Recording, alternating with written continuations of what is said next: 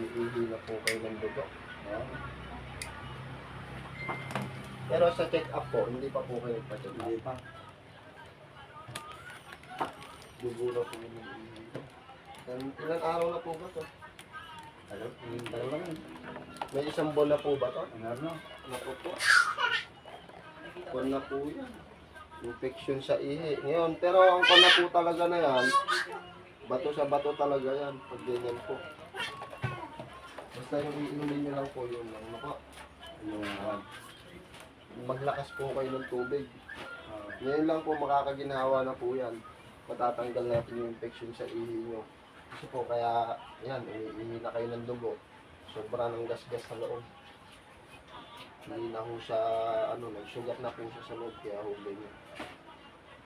Masinahan po ha.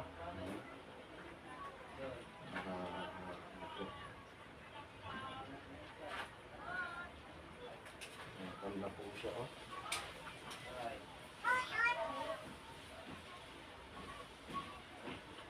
Asin-asin na po siya sa loob. Opo, nag-asin-asin po siya. May isang buwan na rin po kayong umiihi ng dugo. Wala pa naman po. Araw pa lang po. Sa dugo po ah. Ate, paalis nga po ito. Nakaalis na. Hindi po talaga kayo makakaihi ng maayos pag ganyan. Gusto po naman. Jesus niyo po, 3 beses.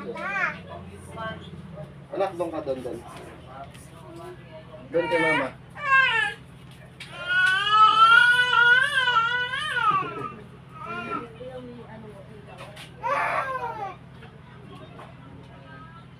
Basta lakasan niyo po yung inom niyo po ng tubig.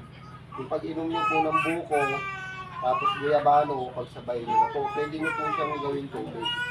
Ito po.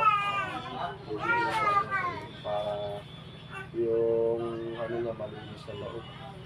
Makukuha po ito ng makakaginawa po ito. Yun lang talaga yung pag-iihi kayo. Ulitin ko po, masakit po kasi nagsugat na siya sa loob. Masakit na. Opo. Nagsugat na po siya sa loob eh. Hirap po yun. Yun lang po yung ginawa po. Ayusin na. 3 days po ito po. Ngayon po meron, bukas wala. Isang araw po meron. Opo. Isang araw. Sa rin nyo. Opo.